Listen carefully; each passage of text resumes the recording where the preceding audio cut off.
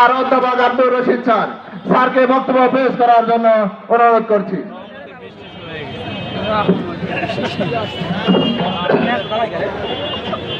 আসসালামু আলাইকুম ওয়া রাহমাতুল্লাহ। নাহমাদুহু ওয়া নুসাল্লি আলা রাসূলিল কারীম। আম্মা বা'দ। قال الله تعالى في كلامه المجيد بسم الله الرحمن الرحيم واصطفاكم وما جعل لكم في الدين من حرج।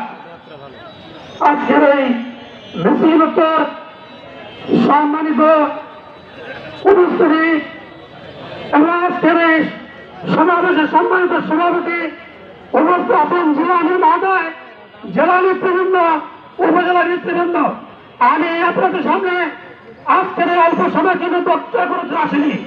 আমি একটা কথা বলতে চাই, আল্লাহ আমাদেরকে বাছাই করেছেন তার দিনকে রক্ষা করার জন্য। আপনারা কি রাজি আছেন? আজকে বাংলাদেশের নগরীতে থেকে ইসলাম বিরোধী কোন কাজ করব বন্ধ হয় নাই। আমরা এই থেকে আগামী দিনে নির্বাচনের মাধ্যমে রুখে দিতে চাই। আপনারা বুঝতে আছেন? সম্মানিত উপস্থিতি, কবির ভাষায় বলতে হয়, বিচারপতি তোমার বিচার করবে যারা। আজ জেগেছে সেই জনতা। আপনারা কি জানেন বাংলাদেশের ভূখণ্ডে একসময় যিনি প্রধান বিচারপতি ছিলেন, তাকে হাত করা পড়িয়ে বিচারের কাজ করে দাঁড় করিয়ে তার বিচার করা হচ্ছে। সম্মানিত উপস্থিতি, আপনারা যদি আল্লাহ বলছেন আমি তোমাদেরকে বাছাই করছি আমার দিনকে রক্ষা করার জন্য, আপনারা জেনে রাখুন একটা হাদিস বলে শেষ করব। আল্লাহ রাসূল বলছেন যদি কোন জনপদে কোন মুমিন মুত্তাকির কোন মুজাহিদের রক্ত যদি এক ফোঁটা প্রবাহিত হয় তাহলে সে দেশের ভূখণ্ডে ইসলামী বিপ্লব ঘটবে। এই বিপ্লব করে গেছে।